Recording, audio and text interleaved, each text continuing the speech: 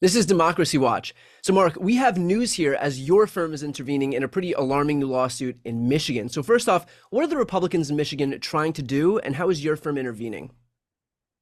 So it's unbelievable, Brian, although it's entirely believable. Republicans are again trying to push this radical fringe theory, the Independent State Legislature theory, that they tried to push out of North Carolina to the U.S. Supreme Court and lost. They are at it again. Now, the Independent State Legislature theory was a major cause for concern last Supreme Court cycle. The Supreme Court has since largely shut it down thanks to Moore versus Harper. How can Republicans resurrect an issue that's already been litigated by the highest court in the country? You know, I feel like you and I keep having this conversation. We were just talking about this in Alabama. Right. It's always how can they do this? And you're like, they can't.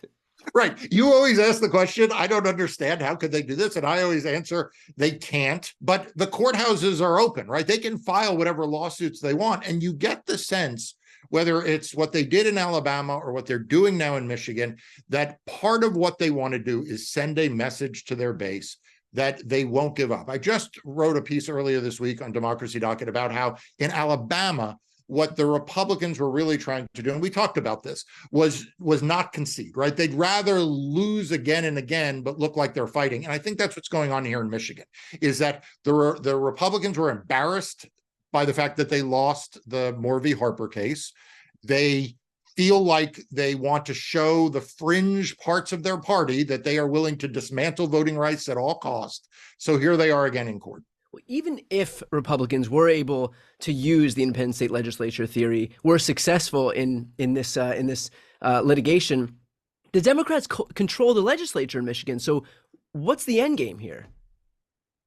It's the theater, right? They want the theater of fighting.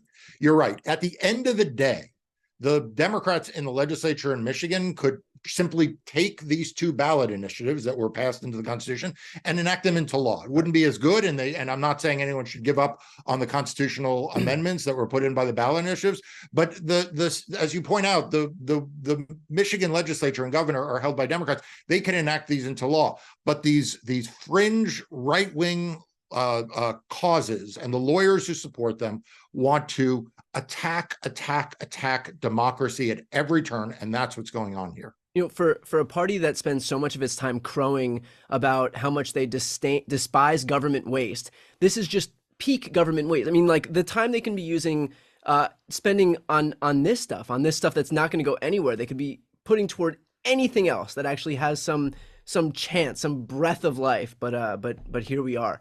Right, but it goes to show that the one thing that is unifying the Republican Party at all levels, all factions, is attacking democracy. Right? It's like everything else is negotiable within the Republican Party. You can be a little bit more to the left, a little more to the right, a little more prominent, a little more playback. The only thing you have to constantly be doing to be a Republican in good standing is attacking democracy. Yeah. How much of this latest move by Republicans is just them realizing that it's harder for them to win elections after the recent passage of pro-voting ballot measures approved by Michigan voters? I think a lot of it. Look, the Republican Party is not a majoritarian party. Right? They don't compete for majorities. They rig the rules so that they can have majority power while having minority support. And so, you know, in 2018, Michiganders overwhelmingly voted by 67% to expand these voting rights. And then in 2022, 60% of them did again. So if you're the Republican Party, you're looking at these very, very large majorities in favor of pro-democracy measures that you feel like you can't win under. You can't win if there are more opportunities to vote, if registration is made easier, if you can't harass voters, if there are drop boxes, if postage is prepaid. I mean, look at the list of the things that they are attacking. They are attacking things that are common sense, like no excuse absentee voting, registration by mail 15 days before the election, automatic voter registration, a secret ballot. I mean, these are the things that were in these initiatives that the Republican lawyers now need to attack. And it's why it's no time for those of us who support democracy to sleep on the threat that they pose as we head towards 2024. And by the way, just on that point, a lot of these provisions that Republicans are attacking, a lot of the provisions that they're putting in their bills are available on Democracy Docket. So for anybody watching right now, if you want to support Marc and his work, please sign up for Democracy Docket. It's the free news outlet Marc founded to focus on everything voting and elections. I'll put the link right here on the screen. That's where I get all of my information for everything when it comes to voting and elections. Marc, who will be the final arbiter of the Republicans' efforts in Michigan? Is it the state Supreme Court? And if it is that Supreme Court, do you have any indication as to how that court would rule on this in light of how the U.S. Supreme Court has already ruled in Moore versus Harper? Yeah, believe it or not, Brian, they're going back in federal court. They're going to go back. They're trying to get it back to the U.S. Supreme Court.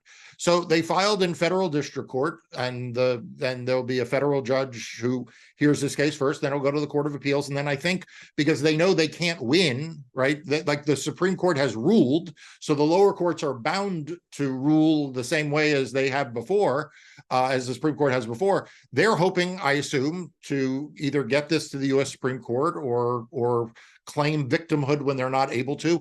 When the last go around with Moore v. Harper, this went to Supreme Court, there was a lot of concern. Everyone will be following this on Democracy Docket and on your YouTube channel, because this is again an existential threat to democracy. But it's a case that, as you pointed out in your question earlier, how can they bring it again? Well, they have. Is there no such thing as double jeopardy when it comes to the U.S. Supreme Court? Can you just keep bringing the same case? And is there the possibility that the Supreme Court can take it up again and just rule differently? Yeah, so it's not double jeopardy because it's different parties. Double jeopardy is in the criminal context, but there are doctrines that prohibit the same parties from litigating the same case.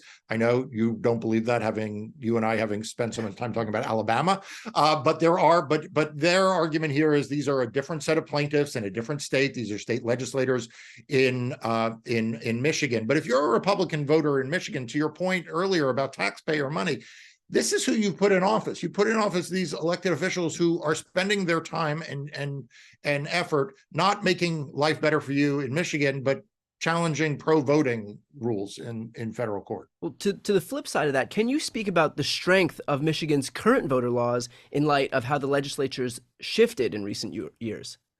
Look, there's no question. The Michigan voting laws have gotten much, much better. I mean, the 2018 ballot initiative led to pro-voting legislation, implementing it. Same with 2022. And as you point out, the legislature now being controlled by Democrats and with a Democratic governor have meant a vast, vast improvement for voters in the state of Michigan. That said, every state can do better. You know, this is one of the places where I'm a little bit of the thorn in the side of blue states. Every state can do better. Every Democratic controlled state can still improve voting rights. And that's true in Michigan as well. You know, my law firm is suing Michigan right now over a ban on allowing paid rides to the polls. It's the only state in the country that has this. There's no reason why Michigan should have that ban, and there's no reason why Democrats in that state shouldn't change the law. The good news is I see a bill introduced in the legislature that may do just that. And by the way, to your point, I know that you've also engaged in litigation against New York for even some of that big blue liberal bastion's practices when it comes to voting as well. So this is not like a Democrat versus Republican thing. This is a pro-democracy thing. This is a pro-voting. Absolutely, thing. it is definitely a pro-democracy thing. And like I said, every state can do better. You can find the New York case, the Michigan case, all of them on democracydocket.com. And finally, let's end with this, because I think it's important to keep this in the forefront here. What does it say about Michigan Republicans that their goal here, their sole goal, with all of their political capital, with all of their time and energy, is to undermine the voters' ability to participate in direct democracy? Yeah, Brian, I'm so glad you asked that question, because overlooked in these discussions, and it can be the fact that this is really at its core an attack on the ballot initiative process, of the direct democracy process. What did we see in Ohio with the abortion ballot initiative? We saw Republicans try to undermine the very process. What are we seeing here in Michigan? An effort to undermine the initiative process. What have we talked about with respect to redistricting in Florida, where the people of Florida passed fair district amendments by 2/3, and you see an effort to disregard those amendments and even strike them down by Republicans trying to strike them down in their state courts. There is an attack on democracy, as we usually talk about it, about voting rights and about fair districting. But there's also a more fundamental attack on democracy in state after state where Republicans are trying to undermine the ballot initiative and referendum process as a way to remove from voters the ability to protect women's right to choose through reproductive right amendments and attack voting rights. And so that's a larger story that I hope I know you will continue to cover, and I hope more of the media does. And by the way, for anybody listening right now, if you want to stay on top of that stuff, please make sure to sign up for Democracy Docket. Again, it's that free news outlet Marc founded to focus on everything voting in elections. I don't read any emails. I don't want any emails in my inbox. This is one email that I absolutely open and read in its entirety every single time. So take the 10 seconds it takes to sign up for Democracy Docket. Again, it's free. I'll put the link right here on the screen. It's also in the post description of this video. I'm Brian Tyler Cohen. And I'm Marc Elias. This is Democracy Watch.